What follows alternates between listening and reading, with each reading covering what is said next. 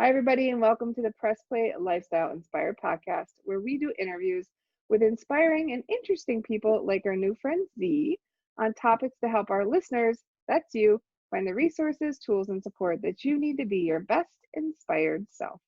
Hi, Zee. How are you today? Hi, Jackie. I'm good. Thank you so much for having me. I'm excited to share my story with your viewers. Oh, thank you for making time. It's like everyone's life is so busy, or maybe a little less busy now, but I love your name only because I have a daughter named Zoe, and we call her Z all the time. Like, what's up, Z? So I think it's really I pretty. love it. I love it. Thank you. And you have a sign that says inspire for people who can't see. So you're like the perfect guest for us, I think. Thank you. So why don't you just tell the listeners a little bit about who you are and Mhm. what you do in the world? Yeah, okay. So I grew up in a family who mostly kind of told me what I had to do, right? They told me I had to go to school, I had to get good grades, I had to go to college. They provided me shelter and food, and they said, you don't have to worry about that, but you have to. Um, we immigrated to the US, so my parents were busy working, and they gave my brother and I whatever we needed, but told us we had to do this and that. They told me I have to pick a major in a field that is growing, and that was computer science, and that's what I had to do. So I kind of never got a chance to actually figure out who I am and what I want to do. So I went through life just asking this question of why we're here. It felt weird to me that we're just kind of born and then we go through life and then we die, right? And not in a sad, weird sort of way, but I was just curious, like, why are we here? And so for like 15 years, I've been asking people that question. And what I didn't realize is that it's not the career, it's not um, the the actual job title that you have in life that really matters. It took me a really long time. It was a whole journey that made me realize that we're all born with this thing that we really love to do, that we're passionate about, and a lot of the times we doubt it and we say, no, that's not something, everyone knows that thing, or this isn't going to help anyone, because it's so innate in us, right? So it took me a really long time to realize that. I kept changing majors, I kept taking different jobs, I worked on a lot of nonprofit boards, and it was this whole evolution that made me realize what we're really here for. And so after going through that whole journey, and now I help women just create a life that they love. I help them get rid of this, there has to be more to life feeling, because I had that feeling for most of my life. Yeah, I love that you see that. I actually computer science undergraduate as well. So I Oh, have a and there's not a lot of computer to coaches, so there's us and that's it. I think yeah. female I was computer person and a coach, right? How does that That happen? is so rare. I was like one of two women in my computer science program. There was like 300 something men, and then it was like me and someone and another woman. So it was like really weird. Same for me as well. Yeah. So there's like two people, me and the other gal. And she identified as not necessarily a gal, so Yeah. so it was a small field. But I think Yeah. you're right. I think as a computer person originally, right? And sort of I like to learn. I'm like I'm Mhm. always asking questions. I'm super curious, which is like the number one best thing that a coach can be is curious, right? To find Yes. out and help people uncover things. And so yeah, that's a long road though, right? It's like kind of going from your parents saying this is how you need to be, and this is what you're doing, and this is what you go to school for, and Yeah.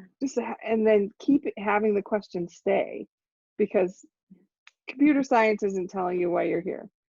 No. It might tell you what bits and what bytes and how to do a for loop, but it's not telling you why you're here in the world. So how did you come about like even learning about what coaching? Did you Yeah. get a coach? Like, how did that unfold for you? Yeah, so there's that voice in my head, right, that kept saying that this isn't what you're meant to do, no matter what it is that I did. When I started the computer science program, there's a voice that kept telling me that. And then I ignored it. Then I switched to interior design. I got my bachelor's in interior design. And then still there's this voice saying, this isn't what you were meant to do. And then I thought I wanted to be an architect. So I went to architecture school. And that voice just kept getting louder and louder until I just couldn't ignore it anymore. And a lot of people make the mistake of just kind of ignoring it, and then they end up with a lot of regret, right? The number one regret that people have towards the end of their life is that they didn't have the courage to live the life that they wanted to live. So I like that voice just kept getting louder, and then I decided to do something about it. It was just totally random, but not so random, right? I don't believe in coincidences. That I saw an ad on Facebook to take an Instagram course. Very random, but I followed my curiosity. Instagram was kind of newish at the time, and I was like, okay, well, what is this? I'm kind of curious. And I took that course, and in that course there happened to be a section about exploring yourself and who you are, so that you can connect better with your audience on Instagram. And so that really started it all. That started my journey into personal development, into realizing who I am, and kind of looking at the things I really like to do as a kid, right? That gives us a lot of insight into who we are, because we don't have these preconceived ideas as a kid, and we don't have any biases. We don't really have too many things that society has imposed on us. So we kind of go with what comes naturally to us. And so in doing all this work, I realized that I had always wanted to inspire people to be the best they can be, to live the best life they can. And also, I had this particular interest in women. I went back and I read my essays from like middle school, and they always had this feministic twist to it. I looked at old pictures of mine, and though I didn't like taking pictures, I always staged these weird Academy Award shows where I'm giving speeches and thanking people and inspiring them. So all of those really came together after I did this for about like 4 or 5 years, really the inner work, and kept trying and revisiting my story and asking questions. And that's really how it led me to becoming a coach. Yeah. So did you end up getting a coach at any point? So like kind of going, all right, let me try this out. Let's see if like coaching is a thing that actually like gets results, or did you kind of just uncover it and then go into coaching? Yeah, I did get a coach. I got a business coach. Not I've gone to therapy for many, many years, and that though it's not coaching, it does help you do inner work. So I've done that. I did get a business coach. I invested in a business coach way before I even knew that I wanted to have my own business. It just felt right. Again, I just followed my curiosity. I knew that I loved freedom, and I knew that I don't really love working for someone. It just wasn't for me. Being an employee just wasn't. I always knew that. So I thought, let me just explore my curiosity. Let me get a business coach and see where this leads. And whether it's a business coach, personal coach, life coach, anything, coaches really help you yourself figure out the answers. They don't give you the answers, right? So they know the questions to ask. They know how to get you to go deeper. So I knew from getting a business coach that it works, and I knew that that's also what I love to do. I'd love to create that sense of, oh, I found the answer myself to people. Yeah, and I think that's really important distinction to make between therapy, coaching, and like consulting is great coaches are like master question askers, right? And or really good interviewers, I hear as well. But so it makes sense that you were very, very curious and you were asking a lot of questions. But I think it's hard to ask yourself, right? I mean, you Yeah. can ask yourself and try to journal, but there's something about that exchange between someone else asking you and kind of pulling out the answer, because you get out of your head a little Yeah. bit, Yeah. where otherwise we're sitting in our head. So what does it look like to work with you? Let's say some young woman or any woman is listening right now and says, Man, I really like this Z person. She seems like she's just following her heart, following her inspiration or curiosity. How does it look to work with you? Like, how do they find you? How do you guys work together? What's that look like? Yeah. Okay. So I'd love to give something to your listeners that they can actually do, right? And when I'm working one-on-one with women, we dive deep. It's really personal because every person is different, right? But I tell everyone, the biggest thing that I get pushback from women, I would do what brings me joy. I just don't know what that is, right? And my thing is, if you did what you know, you'll know what to do. So there's already something inside you that you know that you like to do. And whether it's painting, whether it's cooking, and we dismiss that and we say, that's not good enough. How is that even going to change the world? As women, we have these big aspirations. I want to do something to change the world, whatever it is, right? So I tell women to start with what they know. So you know something.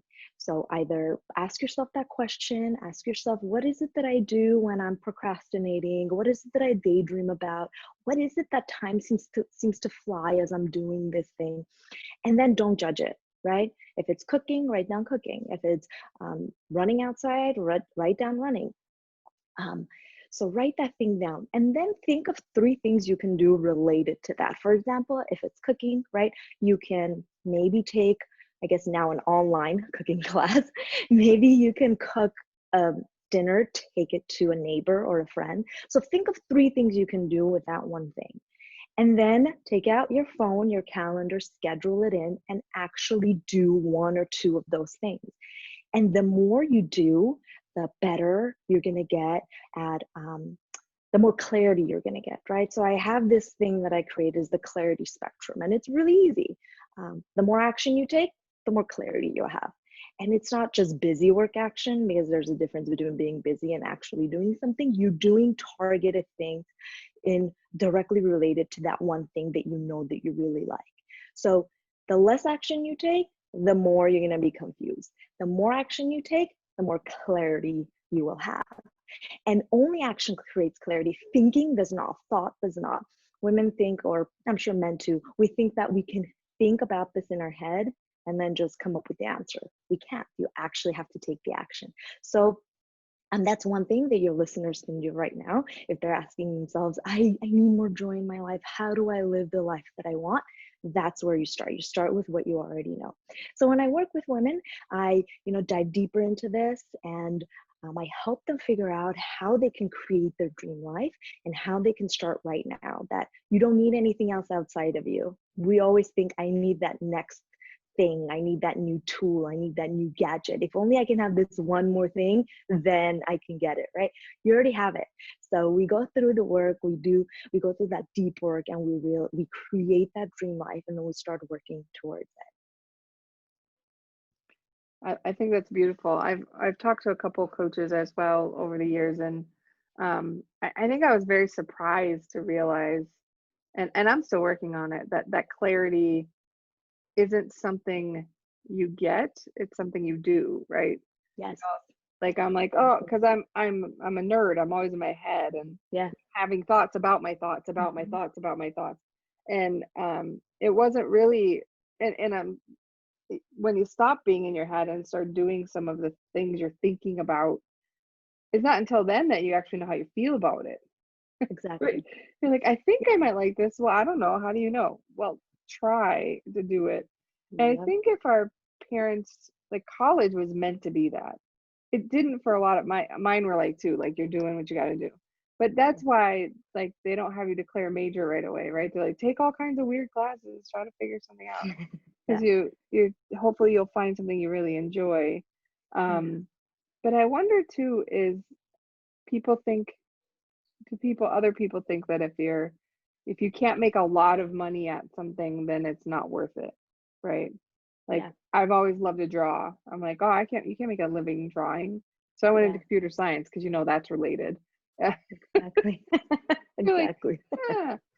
So it's kind of a crazy thing. So I love that idea of like pick a thing, do 3 actions related to it, and then so you do that and just sort of see how you feel about it, or is it just keep doing that so you get better at it? What's kind of your thought with it?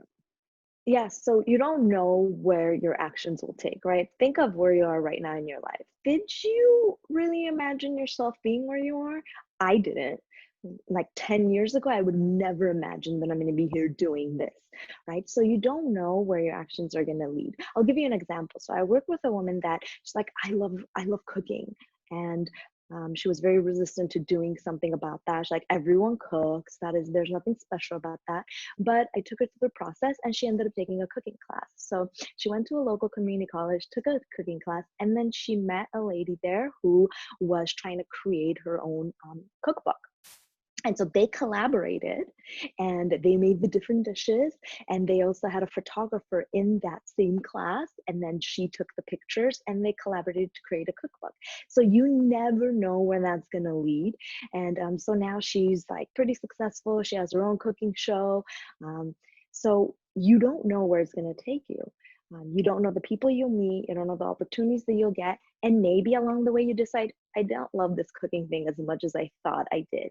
Because sometimes things aren't meant to make you money. They're not meant to be the thing you do, right? Sometimes you just do it because it's a hobby. So only those actions will bring that clarity, and they'll bring about different opportunities.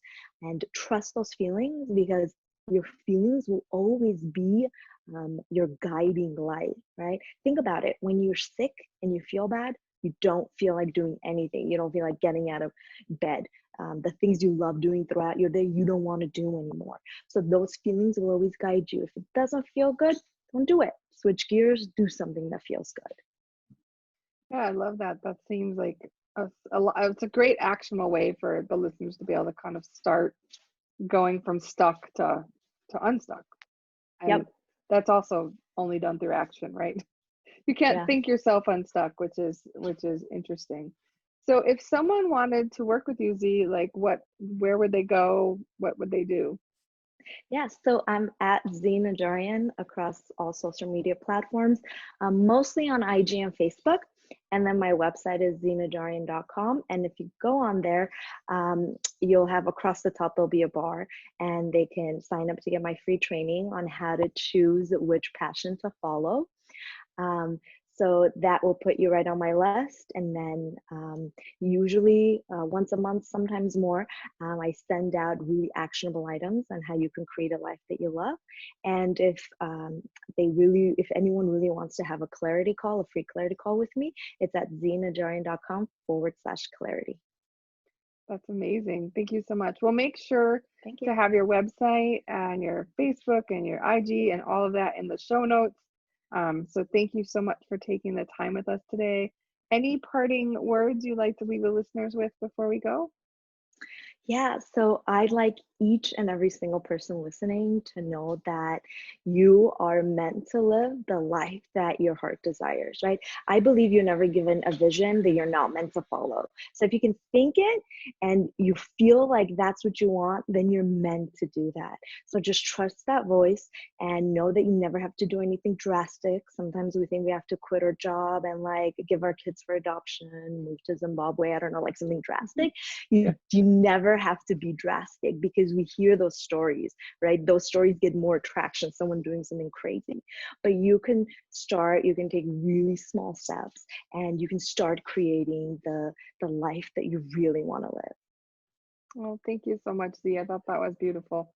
I look forward to staying in touch, and hopefully our listeners get a lot of great value from the tools that you shared with us. So I hope you have a great day. Yeah, thank you, Jackie. It was a pleasure. All right, bye-bye. Bye.